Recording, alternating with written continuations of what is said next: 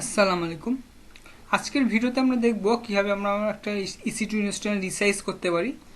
তো রিসাইজটা আমাদের প্রয়োজন হবে যখন আমরা ইসি মেশিনটার কনফিগ বাড়াতে চাবো অথবা কমাতে চাবো।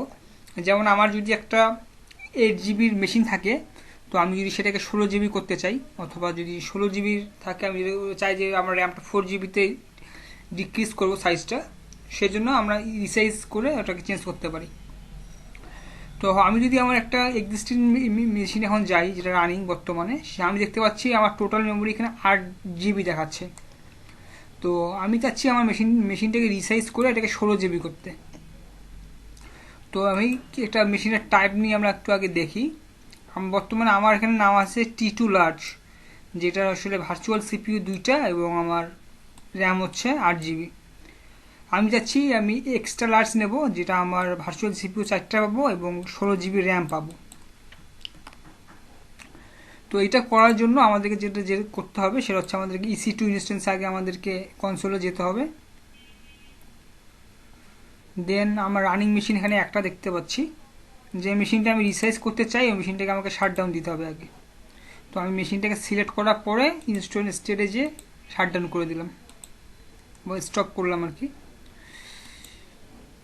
তারপর এটা কিছুক্ষণ সময় নেবে, কয়েক সেকেন্ড সময় নেবে।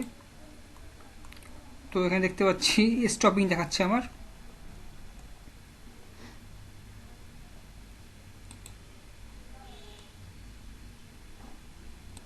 তো এখন আমি দেখতে পাচ্ছি আমার ইনস্ট্যান্স স্টেট স্টপ দেখাচ্ছে।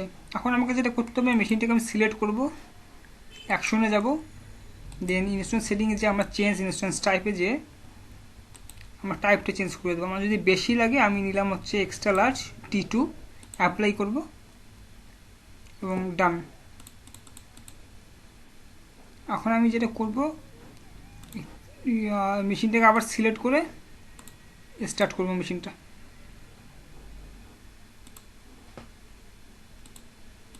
তো আমি দেখতে পাচ্ছি আমার মেশিনটা আমার রানিং স্টেটে চলে এসেছে। এখন আমি যদি আমার এটাকে কানেক্ট করি,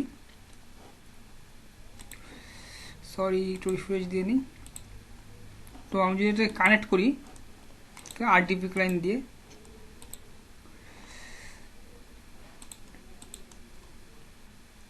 তো যেহেতু শাটডাউন দিয়েছিলাম আমাকে পাসওয়ার্ডটা সেভ করা ছিল না, আমি পাসওয়ার্ডটা আবার আমার প্রাইভেট কি দিয়ে জেনারেট করে নিচ্ছি।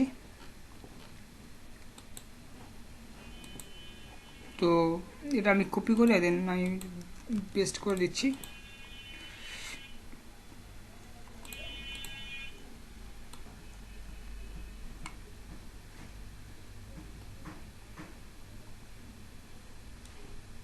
তো আমি যদি মেশিনে লগ ইন করি, এখানে 8 জিবি দেখাচ্ছে, একটু রিফ্রেশ করতে হবে।